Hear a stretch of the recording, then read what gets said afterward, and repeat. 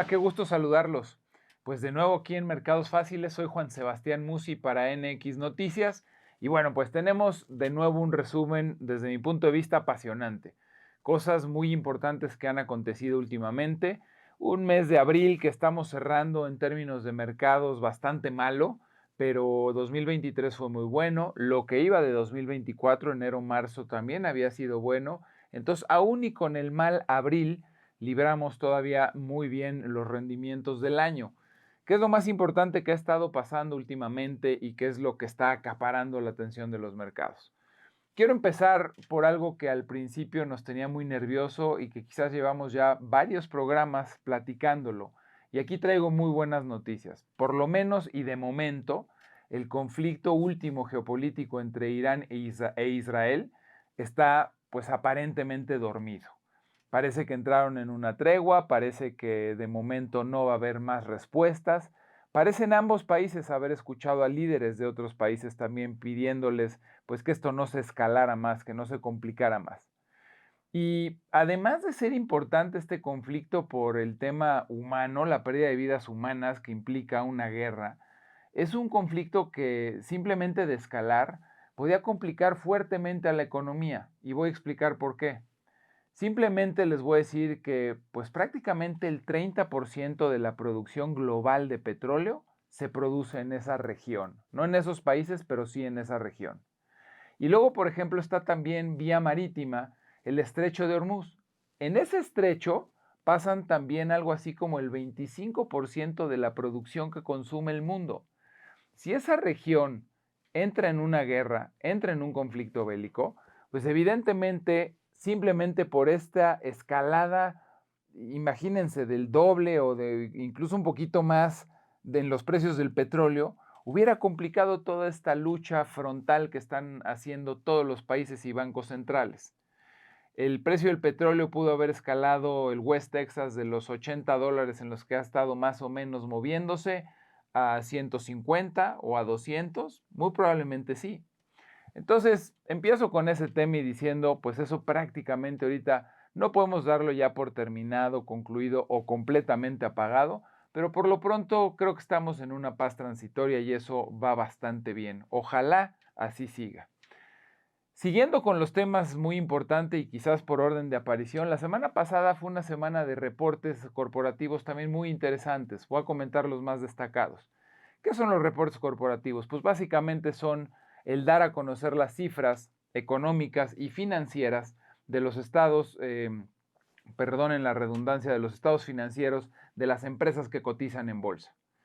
Hasta ahora, y esto se ha cumplido hasta esta semana, pero la semana pasada también fue igual, de las empresas que han reportado, que más o menos ya vamos como a la mitad, es decir, el 50% de los reportes, pues resulta que 80% han reportado mejor a lo que esperaba el mercado. Esto no quiere decir que los reportes han sido espectaculares, pero quiere decir que de las expectativas que tenía el mercado los analistas en ventas, en utilidades y en proyecciones de ventas hacia adelante, sí se han superado. Entonces, esto es una buena noticia también para los mercados.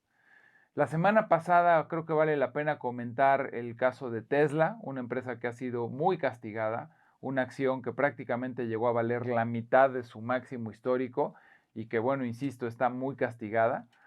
Las razones son fáciles. ¿Por qué? Pues le ha surgido mucha competencia que además vende a precios mucho más baratos.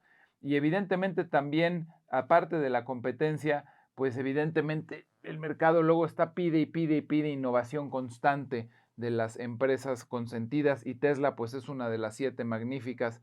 Entonces evidentemente esto le ha complicado un poco la existencia. Sin embargo, aunque el reporte no fue muy bueno, la perspectiva que dio Elon Musk hacia adelante fue interesante.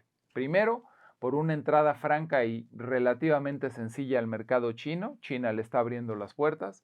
Y por otro lado, pues porque va a sacar un modelo bastante económico, que es probablemente el que se va a producir en la planta nueva en Nuevo León. Pero bueno, pues eso le gustó al mercado y la acción ha subido. Insisto, todavía muy lejos de su máximo histórico y muy castigada. A mí en lo personal Tesla no sé si me gusta porque con Build Your Dreams y con Volkswagen y con Audi y con, vaya, todas las armadoras que están produciendo coches y vehículos eléctricos, más todas las marcas chinas que muchos de ustedes ya las conocen, pues evidentemente no está tan fácil.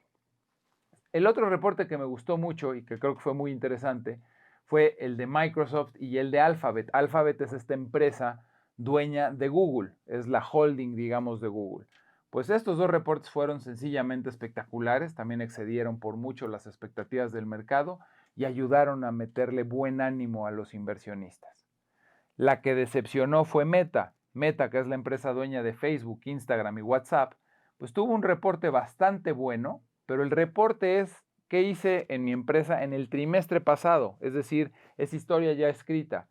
Luego, después del reporte, que fue bastante bueno, viene un discurso, en este caso de Mark Zuckerberg, el principal accionista y bueno, pues yo diría el inventor de Facebook, en el que habla de un trimestre hacia adelante y un año con muchos retos en donde las ventas podrían incluso bajar. Cuando termine este discurso Zuckerberg, después de haber leído un muy buen reporte, las acciones pues francamente se desplomaron, bajaron más de 12-13% en el aftermarket. ¿Qué es esto del aftermarket? Una vez que cierra el mercado y que se presenta el reporte, en la tarde sigue habiendo cotizaciones, aunque el mercado esté cerrado. Al día siguiente en la apertura Meta, pues efectivamente abrió 13-14% abajo con respecto a su cierre anterior. Y bueno, pues ahí más o menos se ha ido defendiendo y se ha recuperado. Es una acción que me gusta. Creo que eso es lo más importante en cuanto a los reportes. Evidentemente hubo muchísimos, pero no me alcanzaría el tiempo para comentarlos. Estoy comentando los más destacados. También la semana pasada se publicó el Producto Interno Bruto en Estados Unidos. Y yo lo he comentado aquí en Mercados Fáciles. No es fácil digerir esta idea, pero bueno, para eso se llama así el programa. La información económica últimamente, cuando sale muy bien, en lugar de ser una buena noticia, está preocupando al mercado porque un buen dato de crecimiento económico, un buen dato de consumo, un buen dato de empleo, significa que la economía está caliente, está creando, está creciendo, se está dando este círculo virtuoso económico en el que hay crecimiento y el crecimiento trae bienestar, trae creación de empleo, trae consumo, trae gasto, trae muchas cosas buenas, pero también trae inflación. Entonces, cuando se conocen noticias muy buenas, paradójicamente hoy el mercado reacciona mal. Cuando dan a conocer el Producto Interno Bruto de los Estados Unidos y la cifra viene muy por debajo de lo esperada, yo esperaba que con esta mala noticia el mercado dijera, vaya, ya se está enfriando la economía, lo cual es una mala noticia. Pero en esta paradoja en la que estamos viviendo, yo pensé que el mercado iba a reaccionar favorablemente porque quitaría presiones inflacionarias. Pues no, con este dato del Producto Interno Bruto, muchos expertos, analistas y voces muy connotadas empezaron a hablar de que se podía venir un escenario de estanflación. ¿Qué es esto de la estanflación? Estancamiento económico, menos crecimiento, más inflación. En los escenarios posibles de economía, pues evidentemente este es un escenario no deseable. Creo que fue lo más destacado la semana pasada. Y bueno, pues bueno, se publicó la inflación en México, claro, también la semana pasada subió de 4.4 a 4.6. No es una buena noticia, pero tampoco es una noticia que me preocupe. Yo creo que este rebote marginal en la inflación en México pues tuvo que ver con algunos productos, sobre todo agropecuarios, y fácilmente lo que se subió ahorita como un tema estacional, como un tema temporal, podría recuperarlo en otra quincena, es decir, no me preocupa. Esta semana que está transcurriendo está llena de información, llena de reportes y llena de eventos y hechos importantísimos. Comentaré también los más importantes. A este momento que les hablo, ya reportó Amazon, otra de las 7 fantásticas. Un reporte espectacular. La verdad es que Amazon ha subido bastante, le ha ido bastante bien tanto el año pasado como lo que iba de este. Y bueno, pues en este momento que les hablo, las acciones llegaron a cotizar después del reporte 6% arriba, luego se regresaron un poquito, pero el reporte fue sencillamente espectacular. Reportó también esta empresa que es competencia de Nvidia, fabricante de chips. Y de cuando digo chips, no solamente son microprocesadores para equipos digitales como computadoras, cámaras, celulares, etcétera, pero también muy vinculados al tema de inteligencia artificial. Yo creo que es hoy probablemente el competidor más cercano a Nvidia, lejano pero más cercano. El reporte fue bueno, excedió expectativas, pero la perspectiva hacia adelante, también por parte de la directora general, no fue tan bueno y por eso las acciones están cayendo marginalmente. pero el reporte, insisto, fue bueno. Un reporte que fue muy malo, por ejemplo, fue el de Starbucks. Y de hecho, las acciones de Starbucks, después de haber reportado, estaban cayendo 12%. En general, insisto, la temporada de reportes ha sido muy buena, ha sido mucho mejor a lo esperado, pero bueno, pues no se puede, y sobre todo estas empresas tan grandes e insignias que todas reporten bien. General Electric, por ejemplo, también reportó muy bien y también hizo bastante movimiento de alza la acción. Y esta semana también reporta Apple, la empresa que fabrica iPhones, iPads, iMacs, etcétera, etcétera, etcétera. Otra empresa de las 7 fantásticas, icónica, que pesa mucho en el ánimo de los inversionistas, pesa mucho en el S&P 500, pesa mucho en el Nasdaq. Y bueno, se espera un buen reporte, a pesar de que le han puesto muchas trabas, sobre todo le ha puesto muchas trabas China. En China hay un embargo a Apple en el que, por ejemplo, pues los funcionarios del gobierno, que son probablemente en decenas de millones, tienen un embargo y un veto para comprar aparatos de la marca norteamericana. Sabemos de esta guerra comercial entre Estados Unidos y China, y pues esto es un golpe para Apple, ¿no? Pero parece ser que a pesar de eso, pues puede venir un buen reporte. Este trimestre, o ya en el trimestre pasado, sacaron a la venta este nuevo dispositivo que se coloca uno en los ojos y que tiene muchísimas aplicaciones, muchísimos usos, que se llama el Vision Pro y que es un dispositivo de realidad virtual, y aparentemente todos los que sacó los vendió y con márgenes, como acostumbra también Apple, muy muy grandes. Los márgenes que tiene sobre los productos pues prácticamente es una cosa no vista. Esos son los reportes más importantes y más destacados, y bueno, pues como les decía, esta semana, el jueves concretamente, esperaremos el reporte de Apple. Y luego, no menos importante, está la reunión de la Reserva Federal, que más bien se reúnen martes y miércoles. El miércoles en México es inhábil, pero ellos evidentemente en su jornada hábil decidirán el rumbo de la política monetaria en Estados Unidos. ¿Qué va a pasar? Absolutamente nada. Lo más probable es que la tasa no se mueva, se quede en el rango actual en el que está, y que evidentemente lo más importante de esta reunión no va a ser la decisión o el movimiento de tasas, va a ser el discurso de Jerome Powell. Es decir, el discurso del presidente de la Reserva Federal, terminando la reunión de la misma, pues hablará sobre sus perspectivas hacia adelante. Y por eso es que el mercado en el cierre de abril tuvo un mal cierre, porque todo el mundo está a la expectativa de esta reunión, pero insisto, no por lo que va a pasar en la reunión, sino por lo que va a decir Jerome Powell.